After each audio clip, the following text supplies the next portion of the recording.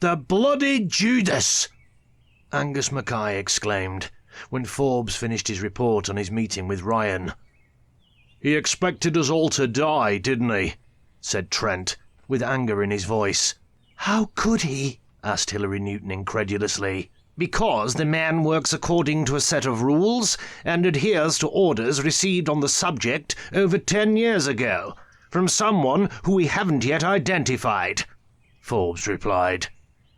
He'd asked that the others refrain from informing him of the news, as anxious as he could see they were, until he'd passed on his own version of events in London. Now, the small office section of the hospital marquee reverberated to the sounds of angry words, as everyone present vented their feelings regarding Douglas Ryan. Perhaps the most vehement critic of the virologist was Angus Mackay, who of course had led the relief team into Olney, and thus would have been one of the first to become infected and die according to Ryan's plan. It was Paul Trent who suddenly stated the so far overlooked fact. But you're still alive and well, Dr. Mackay, as are myself and all of your team. The only member of the medical staff we've lost is poor Patricia Knowles, and that was days ago. If what the group captain here has told us is correct, then Ryan thought we'd all have succumbed by now. By God, Trent, I think you've hit on something. This was Forbes himself.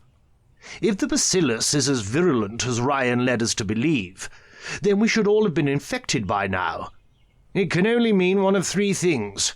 Either it's not as infectious as the German manufacturers thought it was, or the bacillus had outlived its time before we arrived. And the third option? Asked Trent. It could be that certain sections of the population are immune to it. Maybe with certain blood types, or with a particular mix of antibodies already in their blood, I don't know, Forbes replied. I'm sorry, but there's a flaw in your theory, sir, said Guy Dearborn, who'd remained silent so far, preferring to listen and absorb what had been told. Go on, young man. What is it? Well, you said that it could be that the bacillus had reached the end of its infective period before we'd arrived. But if that was the case, sir, then why did so many of the villagers continue to fall ill after we arrived? That's a good question, Dearborn. It may be that they had already been infected by the disease before we arrived, but that it took longer to gestate and show itself by way of physical symptoms in some of the residents. Again, some of them may have been able to fight it off for longer than others before it took a firm hold on their systems.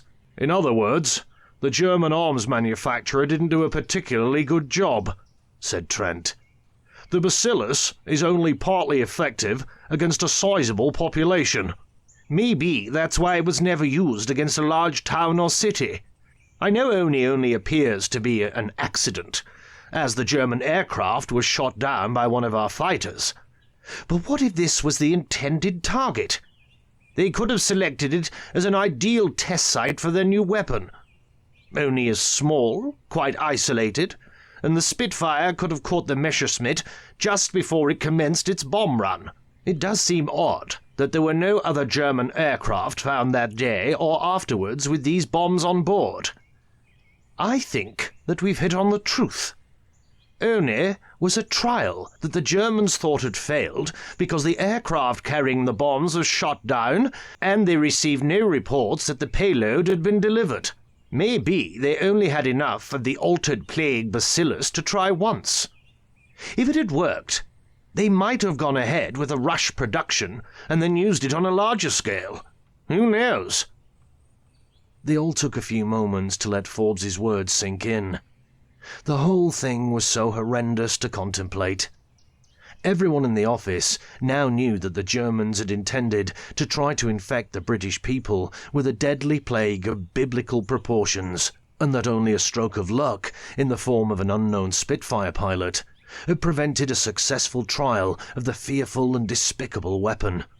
That realization did little to solve their current dilemma, however, as Dearborn quickly reminded his more senior colleagues. We still have to decide which of the group captain's options is the one that applies, though, don't we? Why have some of the residents continued to become infected, while some of them, and us, have remained immune.